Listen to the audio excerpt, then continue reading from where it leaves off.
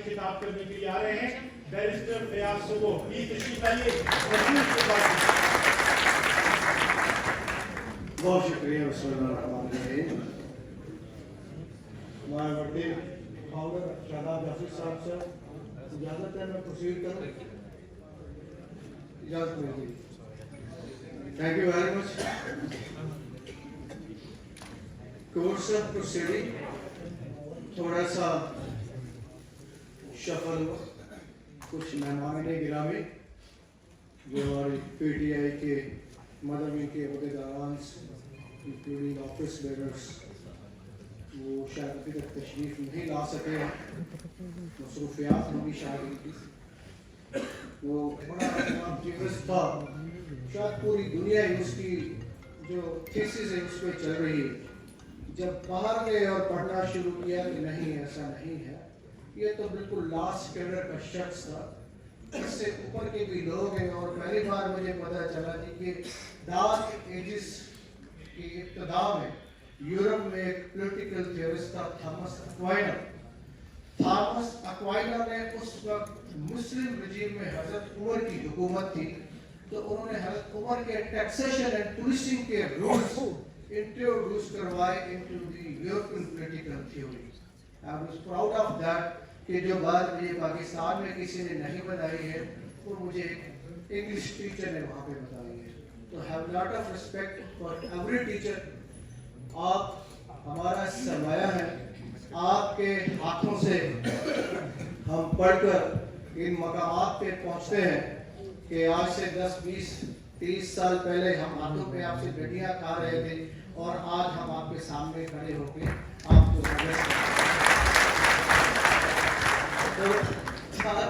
Role of law کی بات ہے تو پاکستان میں رول آف لا کا جو کانسیپٹ ہے اس کو ٹوٹلی ڈفرنٹ لیا گیا ہے۔ کیوں؟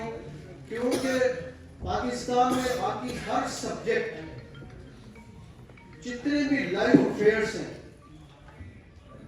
ایجوکیشن ہے، میڈیسن ہے، سائنس ہے، ٹیکنالوجی ہے، انجینئرنگ ہے، آرکیٹیکٹ ہے، بغیر کوالیفیکیشن کے، بغیر ڈگری کے آپ وہ کام نہیں کر سکتے ہیں۔ ایک وکیل میڈیکل کی پریکٹس نہیں کر سکتا، ایک جو ڈاکٹر ہے وہ وکیل کا بغیر لائسنس کے کام نہیں کر سکتا۔ اسی طرح سے انجینئر جو ہے وہ وکالت نہیں کر سکتا۔ اسپیسیفائڈ پروفیشن سے جس کے لیے پرٹیکولر کوالیفیکیشن سے ہمارے یہاں ہمارے انسٹیٹیوشنز وہ پرووائڈ کرتے ہیں۔ انفارچونیٹ ہمارے یہاں یہ ہے، انفارچونیٹ ہمارے یہاں یہ ہے، بلکہ پوری دنیا میں ہے، لیکن وہاں یہ ڈیمینش ہو گیا ہے۔ کیوں؟ کیونکہ اس کے اور بہت سارے ریزنس ہیں جن کے اوپر میں بات نہیں آؤں کہ قانون لا میرے سینئرز بیٹھے ہیں سر، ہمیں موسٹلی یہاں پہ بھی اور یہ کنفیوژن ہے۔ میں بات کی اس سے پہلے میں نے ایل کیا ہیومن رائٹس میں، تو کنفیوژن رہا کہ پولیٹیکل تھیوری کیا ہے اور لیگل تھیوری کیا ہے۔ ایٹ دی اینڈ جو فرسٹ ایرا ہے، میری بات اگر کہیں تھوڑی بہت شاید میں اکیڈمک لیول میں زیادہ ڈیپ چلا جاؤں تو سبجیکٹیو ہو جائے تو اس کے لیے معاف کیجیے گا۔ شاید میں واپس آگے جب چلتا جاؤں گا تو آپ مجھے ری کیچ کر لیں گے۔ تو جو گورنمنٹل سسٹم ہے اس کے 3 ایراز ہیں۔ دنیا کی پہلی ڈیموکریٹک جو گورنمنٹ بنی تھی وہ میسیڈونیا میں بنی تھی، 294 قبل مسیح میں، وہ میوسٹ کارپوریشن کی شکل میں تھی۔ اسی گورنمنٹ کو بعد میں ایکسپینڈ کر کے پورے گریک یعنی یونان کے اندر پھیلایا گیا۔ لیکن انفارچونیٹ یہ ہے، اگر آپ ہسٹری پڑھیں گے، پولیٹیکل انالیسس کی بکس پڑھیں گے تو 70 سالوں کے بعد تقریباً جب سوکراٹی ایرا سٹارٹ ہوا تو یہ گورنمنٹل سسٹم فیل ہو گیا تھا، اور اس کے بعد پھر رومن امپائر دوبارہ ایمرج ہوئی تو دنیا بادشاہت کی طرف واپس چلی گئی تھی۔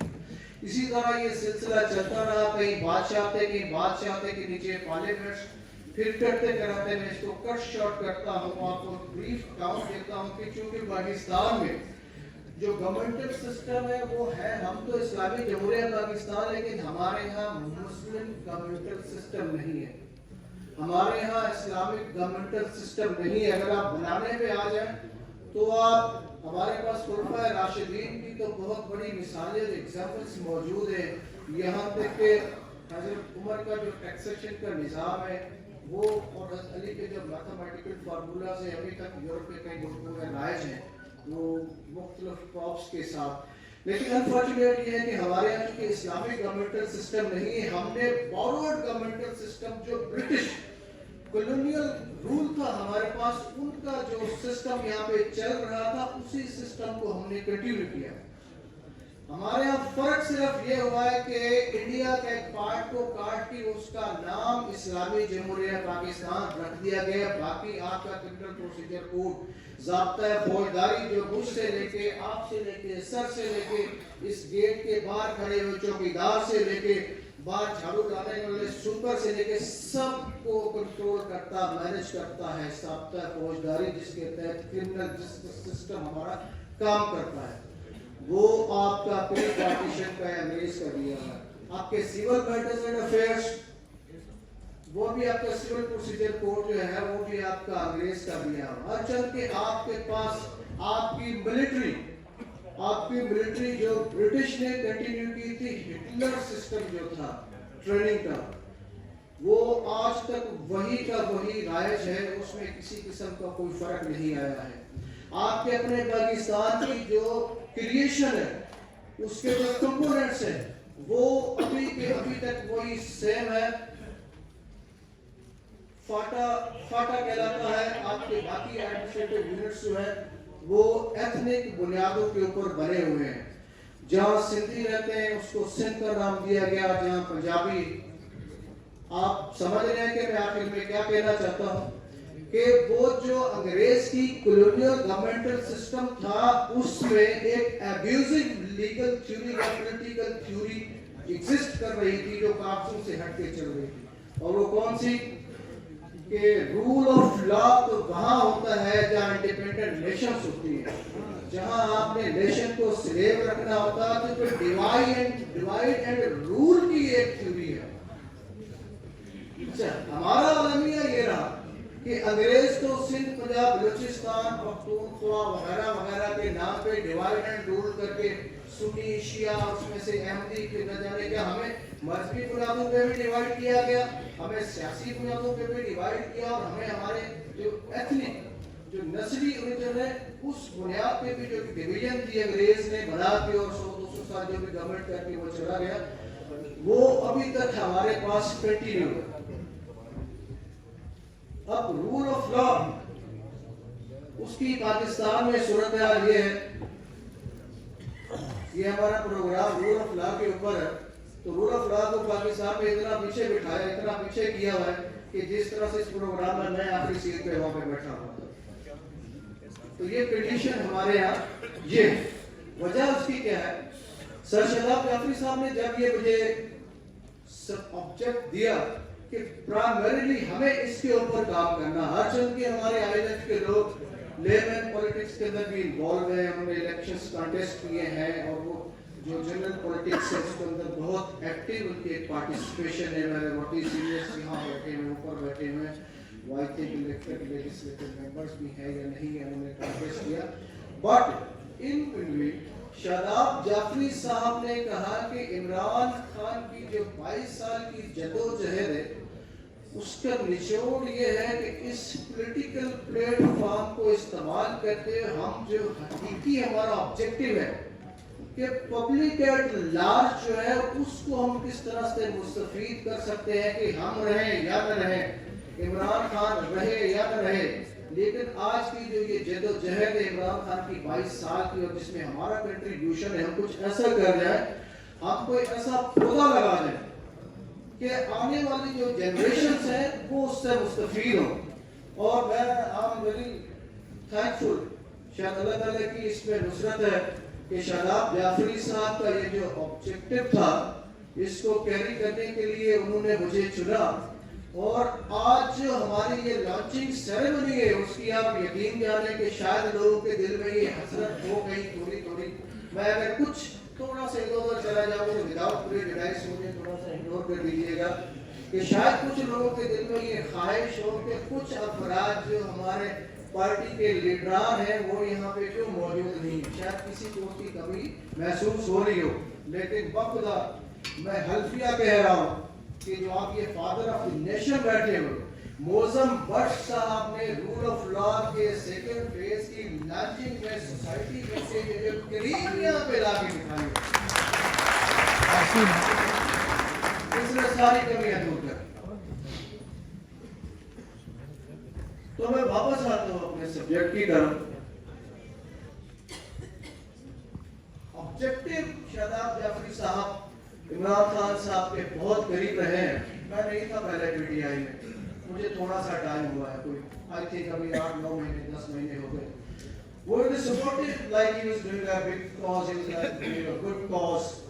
گھر میں سوشل میڈیا سے بچے بھی اٹریکٹ ہونا شروع ہو گئے, ایک ماحول بنا. ہم سیدھے سادھے پروفیشنل لوگ ہیں, وکالت کرتے ہیں, لیکن ڈیفینیٹلی محسوس ہوا کہ ہمیں بھی اپنا کنٹریبیوشن دینا چاہیے اس سارے ماحول کے اندر. ایک سفر جو ہے وہ شروع کر دیا گیا ہے.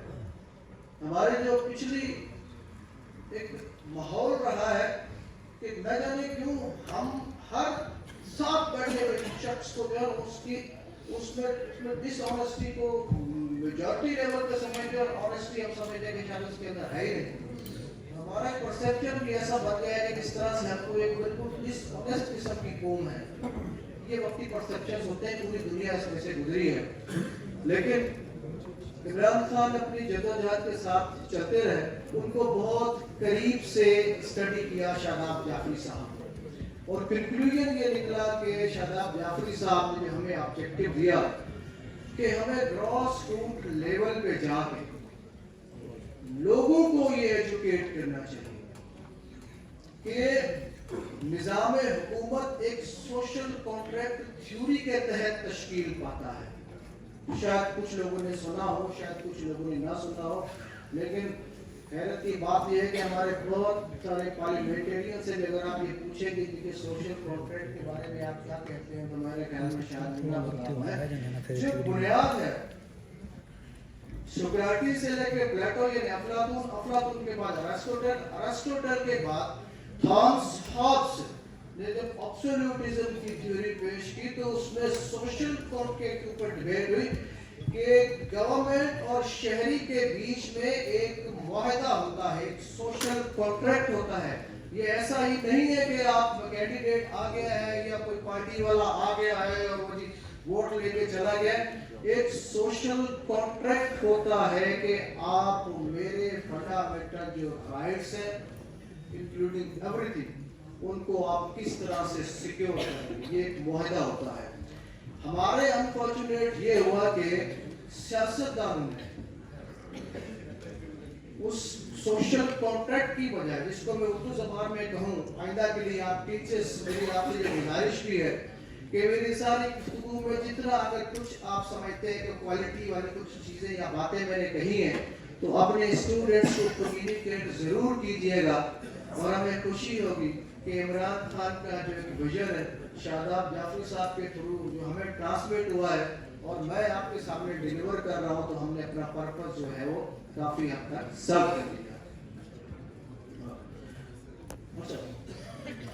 Thank you very much. میں پہلے کہہ رہا تھا کہ اس کو اختصار کے ساتھ بھی کہے تو یوٹیوب کے اوپر میرا ایک لیکچر ہے 51 منٹس ہے اس کو سمجھنے کے لیے. ادروائز تو یہ کلاس روم کا سبجیکٹ ہے. آپ سب ٹیچر سے میں نمبر دوں گا, جہاں جو بلائے گا ہم آئیں گے اور آپ کے اسکول میں جتنی دیر آپ چاہیں کہ ہم آپ کی لیکچر سنا کریں.